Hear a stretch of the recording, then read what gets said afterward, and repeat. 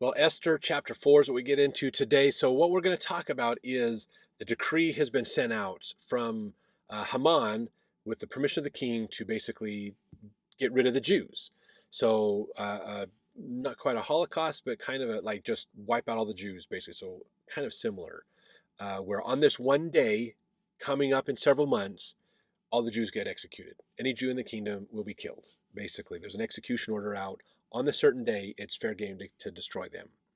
So, verse 1, when Mordecai perceived all that was done, Mordecai rent his clothes and put on sackcloth with ashes and went out into the midst of the city and cried with a loud and bitter cry. And so you got to imagine, so Mordecai is Jewish, okay? His people are about to be exterminated, basically. Could you imagine what would that be like? I'd love to hear in the comments if you were alive at that time and heard this decree go out and you were Jewish, then all of a sudden everybody is going, all your life is worthless. Basically, you either flee or you will be destroyed on a certain date. It's going to happen. Could you imagine what that would be like? I'd love to hear your thoughts in the comments. What would that be like if you just think about even in today's world, if suddenly a decree was put out, everybody of a certain race, everybody of a certain religion, or everybody of a certain type was suddenly, you're no longer welcome in our nation, and you have this date. On this date, it's fair game to kill these people. What would that be like? I'd love to hear in your comments how would that make you feel inside if you were part of that group that was this extermination order was called against. Of course, we have an analogy in this early saints with Governor Boggs's extermination order against them as well. Verse 2, and came even before the king's gate, for none might enter into the king's gate clothed with sackcloth. So he couldn't go into the king's palace, basically, and through the gate. He had to stay outside because he was in sackcloth and ashes. You couldn't go in that humble, mournful state, basically. You had to be dressed up. You had to look nice. You had to do things. There was an appearance that you had to have when you were around inside the king's gate. Verse 3, and in every province, whithersoever the king's commandment and his decree came, there was great mourning among the Jews, and fasting and weeping and wailing, and many lay in sackcloth and ashes. You could imagine whole cities, whole areas just destroyed by, oh my gosh, our whole family on this date is going to be wiped out. This is crazy. So I'm sure they're fasting and praying for help of God to make sure this doesn't happen, because they have to leave their homes. They have to leave their family.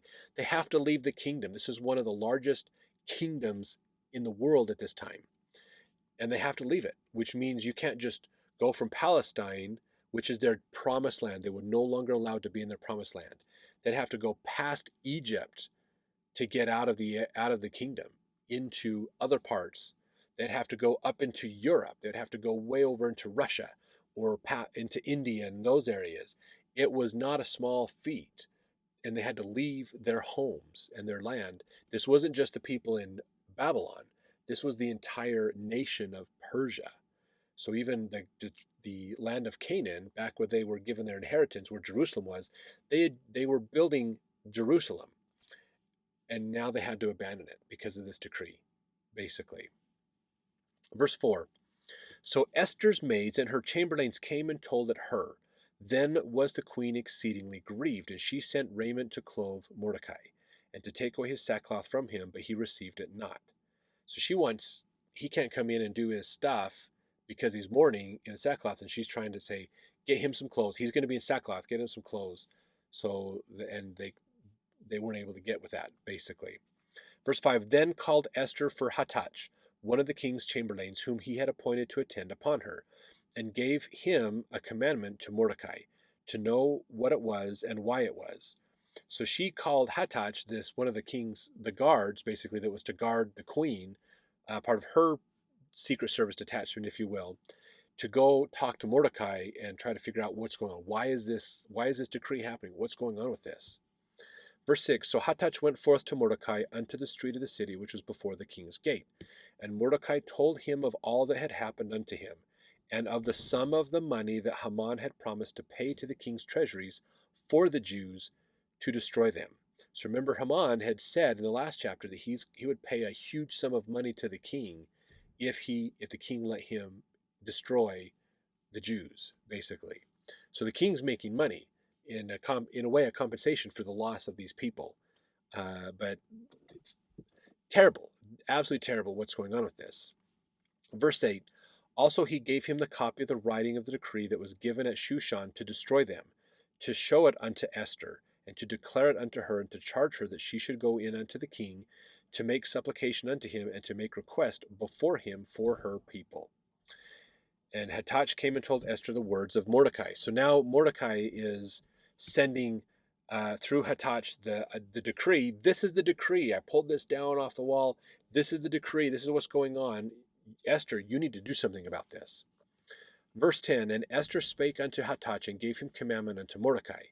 All the king's servants and the people of the king's provinces do know that whosoever, whether man or woman, shall come unto the king into the inner court who is not called, there is one law of his to put him to death, except such to whom the king shall hold out the golden scepter, that he may live.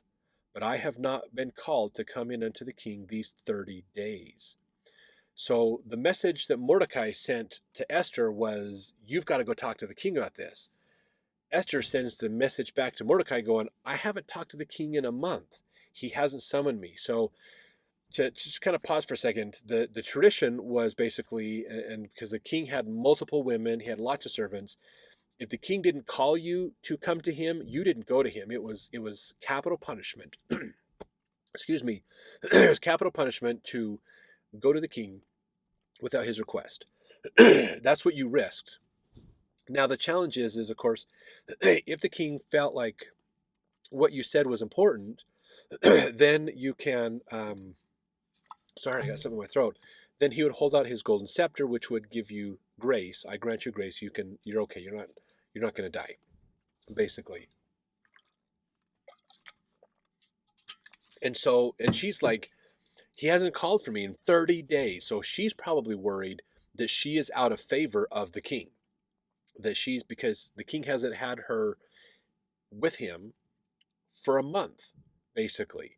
And so she's probably like, well, I've just been hanging out in the palace doing my own thing. The king's not requesting a presence with me. I'm the queen, and he's not asking me to be with him. So maybe I'm out of favor. Maybe I'm not his favorite anymore. So verse 12, they told to Mordecai Esther's words. Then Mordecai commanded to answer Esther, think not with thyself that thou shalt escape in the king's house more than all the Jews. That's important. For if thou altogether holdest thy peace at this time, then shall their enlargement and deliverance arise to the Jews from another place. But thou and thy father's house shall be destroyed, and who knoweth whether thou art come to the kingdom for such a time as this? So his answer back to her is basically, look, don't think just because you are the queen, you're going to escape this. When people find out you're a Jew, you're going to be executed too. Your whole family's going to be wiped out. If you hold your peace and don't tell them, basically your family is destroyed. Your extended family, I will be killed. Everybody's going to be killed. We're all our lives are on the line here, basically. So he says, and I like this when he says here, and who knoweth whether thou art come to the kingdom for such a time as this? So Mordecai is saying, maybe this is why you were the queen.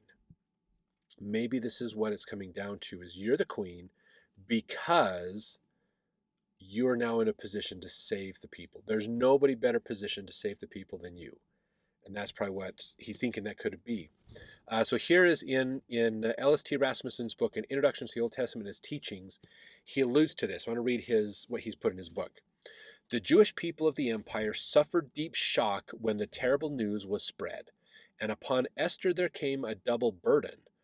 First, the saddening news of the proclamation of death for her people. Then the challenge to risk death herself to try to avert the general calamity. One of the hints of religiousness in the major characters of this story is given in Mordecai's challenging statement to Esther. Who knoweth whether thou art come to the kingdom for such a time as this? It appears that an overseeing providence and purpose are implied, even though God is not explicitly mentioned here or elsewhere in this book. So again, Mordecai's thinking, maybe the reason Esther was picked to be queen is so that she could save her people.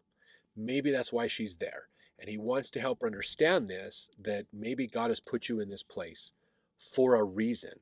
You're a Jew, you were picked to be the queen, and this might be the reason you're picked to be the queen. Now that has some implications, meaning if you are here for this time and you go to the king, there's two assumptions that are being made. One is you are doing the Lord's work. If you're doing the Lord's work, you will be blessed, which means you have a greater chance of success at what you do. If you are killed by the king, know that you died doing God's work. Is it better to die knowing you did God's work, or to die knowing you didn't do what you were told to do, you were supposed to do? So this is the conundrum that Esther has to battle with in her mind, basically, as she's thinking through this, and that Mordecai is trying to help her to go, this might be the whole reason you're here, is so that you can help save the rest of us, basically. Verse 15, then Esther bade them return Mordecai this answer. Go, gather together all the Jews that are present in Shushan, and fast ye for me, and neither eat nor drink 3 days, night or day. I also and my maidens will fast likewise, and so will I go in unto the king, which is not according to the law. And if I perish, I perish. So Mordecai went his way and did according to all that Esther had commanded him. So he went to gather the Jews together that were in the around the palace, in the city, in that area, to fast and to pray, to give strength to help Esther in accomplishing what she's going to do. And she's going to fast and pray with her servants as well to help her gain strength and to gain that favor of God to help intervene and deal with this situation, basically. So a great story of faith, of willing to do the work of God. And I believe, too, the importance of fasting. This is a great story about the importance of fasting. That time to fast makes a difference. It's not just a casual thing we do the first Sunday of every month. It is something that can make a massive difference in our life. That opportunity to show sacrifice to God, to sacrifice the physicalness of our body so that we're seeking a spiritual enhancement, is such an opportunity to get more blessings. So a great opportunity for that. Now, in here as well, it's interesting because there's kind of a parallel in this story with what happens in the book of Daniel, with Daniel and his 3 friends, when, of course, their religion comes in violation also of the king's commandments. So we're going to be reminded of this story of Ruth when we get to that point of realizing we're not willing to do what the king says. We're not going to follow the laws of the land because it violates our religious duties. We're going to follow the commandments of God. That happens in Daniel as well, just as a little bit of an aside there. So that's where we're at now. They're fasting, they're preparing. Esther's about ready to go in and talk to the king, and so that's in our next chapter. So let's jump over there to see what happens when she talks to the king.